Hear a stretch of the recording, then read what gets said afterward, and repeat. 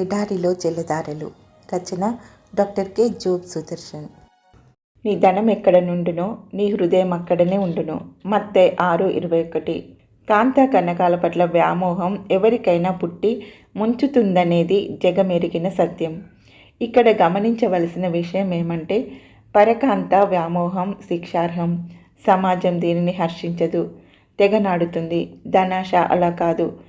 అవిశ్రాంతంగా శ్రమిస్తూ డబ్బు కూడబెట్టేవాడిని చూసి లోకం హర్షిస్తుంది. డబ్బుకి ప్రాణానికి లంకె అంటే ఇదే. ఈ బైబిల్ ప్రబోధం మరింత సూటిగా వ్యక్తిగతంగా ఈ ఆదర్శాన్ని ప్రబోధిస్తుంది. యేసు ప్రభు చెంతకు ఒకసారి ఒక ధనిక యువకుడు వచ్చి ముక్తి పొందే మార్గం ఏదని అడిగాడు.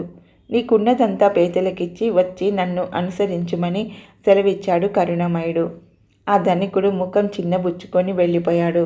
అతని హృదయం దైవ సాయుధ్యంపై లేదు, ధనదేవత మీదనే లగ్నమై ఉంది.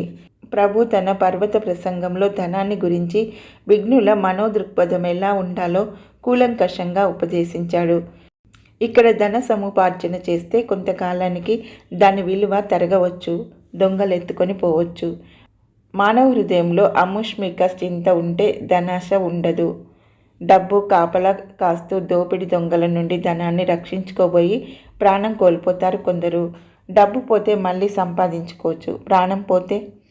ధనము కూడబెట్టి ధర్మంబు చేయక యూరకుండ్రు పాపులుహ లేక, ధనము వెంటరాదు ధర్మంబు సేయుడి.